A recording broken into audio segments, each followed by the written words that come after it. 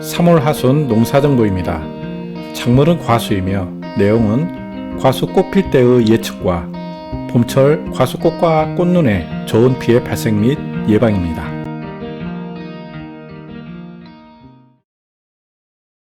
올해는 과수의 꽃 피는 때가 평년보다 열흘 정도 빠를 듯 합니다. 농촌진흥청은 배와 복숭아의 꽃 피는 시기가 남부지역은 평년보다 10일, 중부지역은 평년보다 4, 5일 앞당겨질 것으로 예측했습니다. 이는 농촌진흥청이 개발한 배 신고 품종과 복숭아 유명 품종의 활짝 핀 시기 예측 프로그램을 활용한 결과입니다. 배꽃이 활짝 피는 시기는 남부지방인 광주광역시는 4월 6일에서 10일, 울산광역시는 3월 31일에서 4월 4일로 평년보다 3일에서 13일가량 빠를 전망입니다. 중부지방인 수원시와 천안시와 원주시는 4월 19일에서 23일로 평년보다 4일에서 6일가량 앞당겨지거나 비슷할 전망입니다. 위 표의 평년기상은 기준일 이후의 기상이 평년과 같을 때이며 기상청 장기 전망은 기준일 이후의 기상청 장기 전망을 따를 때입니다.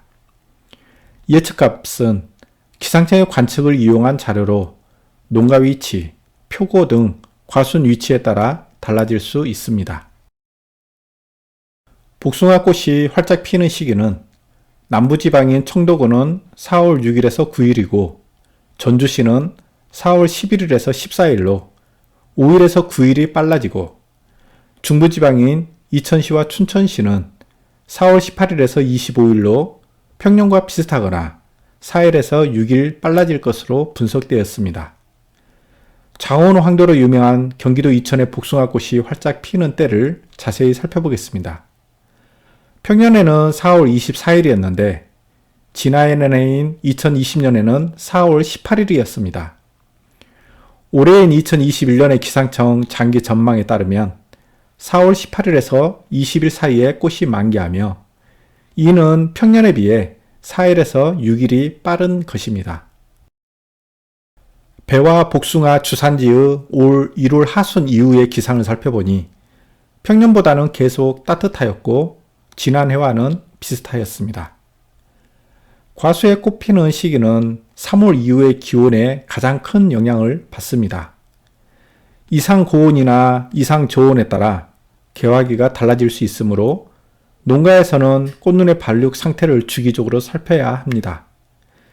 지난해의 경우에는 남부지역은 평년보다 꽃이 일찍 피었지만 중부지방은 3월 말부터 온도가 낮아서 평년과 비슷하게 피었습니다. 과수 생육품질관리 시스템에서 이상기상 범위에 대한 예측 정보를 확인할 수 있습니다.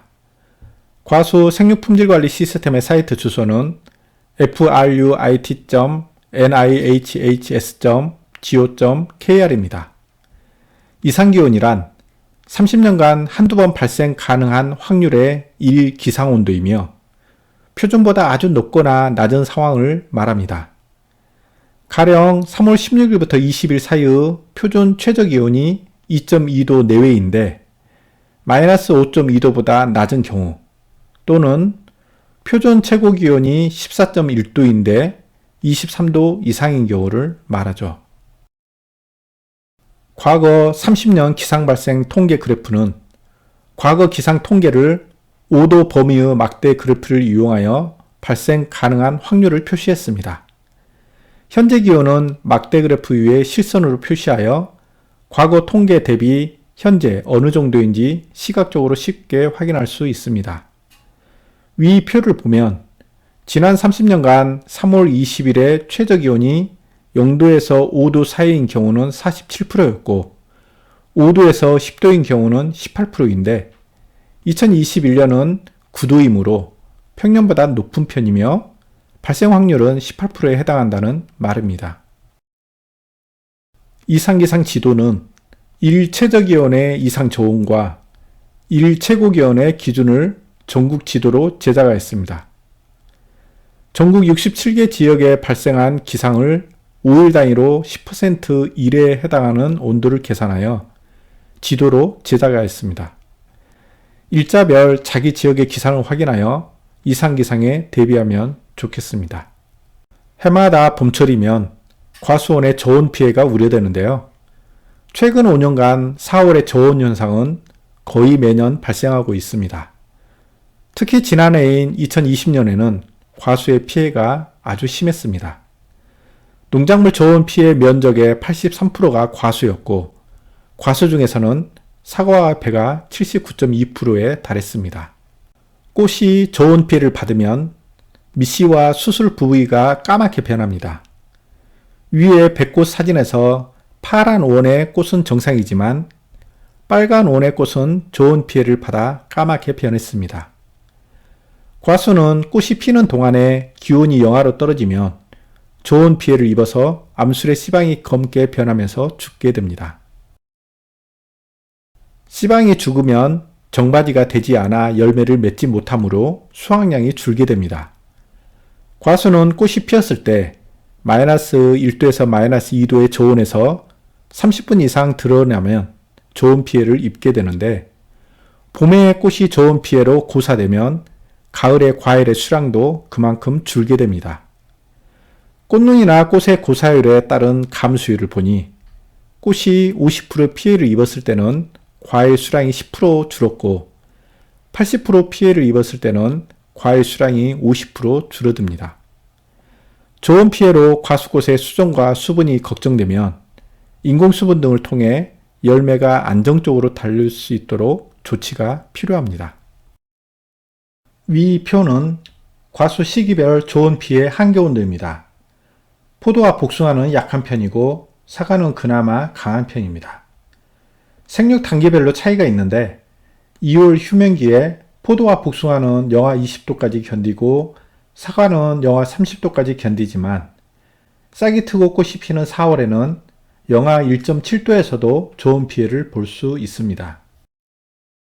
과수의 저온 피해 예방하는 기술로는 공중에 방산팬을 설치하여 위쪽에 따뜻한 공기와 땅에 찬 공기를 순환하는 방산팬 방식과 물을 뿌려서 물이 얼 때 방출하는 열을 활용하여 저온 피해를 줄이는 살수장치와 과수원 곳곳에 불을 피워서 열을 내는 연소법이 있습니다.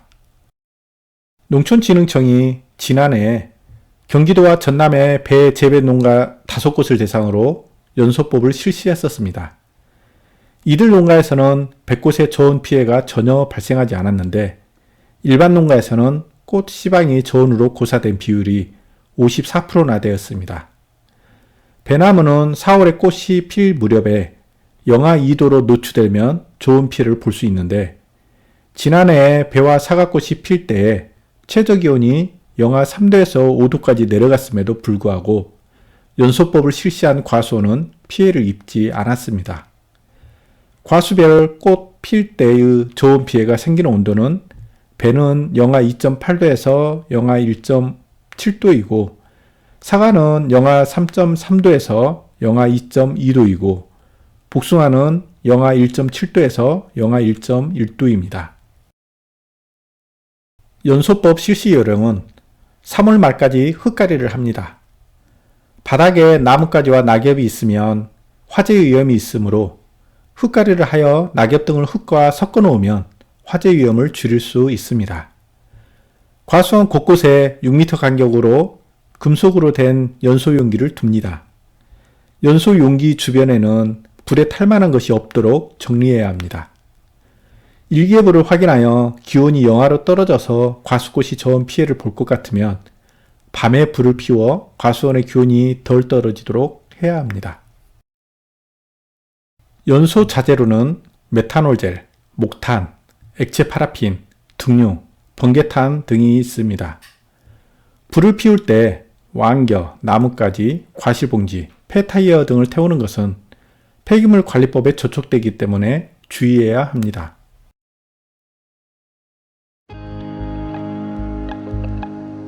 과수 꽃이 필 때 영하 2, 3도 아래로 떨어지는 경우는 한두 번입니다. 이 한두 번을 대비하지 못하면 한 해의 농사를 망칠 수 있습니다. 지난해는 모르게 당했다면 이번에는 미리 알고 대처하시길 바랍니다. 지금까지 과속고 피는 때와 좋은 피해 예방에 대한 설명이었습니다. 고맙습니다.